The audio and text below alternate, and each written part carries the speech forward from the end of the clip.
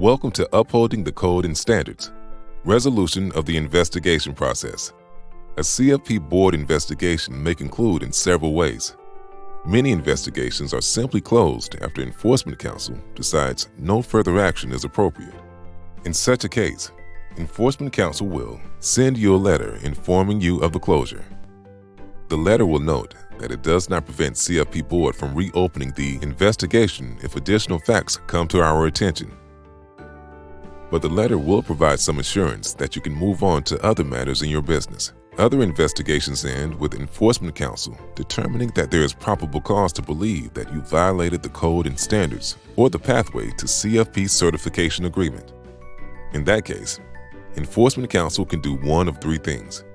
First, it could decide to dismiss the investigation and issue a letter of caution.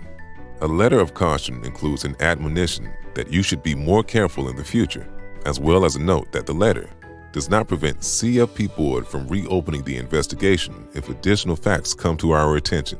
A letter of caution is not disclosed to the public, but the letter becomes part of one's record with CFP Board and could be considered during future investigations or adjudications. If you receive a letter of caution, you will also have the opportunity to submit a letter responding to the letter of caution. Your response would also become part of your record with CFP Board. Most CFP Board investigations are resolved through closure or a letter of caution, which means Enforcement Counsel is closing the matter without seeking sanctions. Another way a matter can be resolved is through a settlement. In that case, the person investigated and Enforcement Counsel could negotiate a proposed consent order, which includes a proposed sanction that will resolve the matter if accepted by the Disciplinary and Ethics Commission, or the DEC. Remember, you're entitled to have counsel represent you at any stage in this process.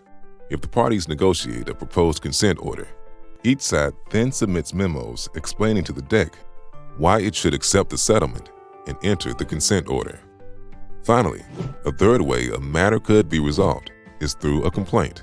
The complaint explains the allegations of misconduct and grounds for sanction. Although the parties may have settlement discussions after the filing of a complaint, the matter will be set for a hearing in front of a hearing panel of the DEC. You can learn more about these topics in the Handbook for Respondents and the Procedural Rules, available on our website.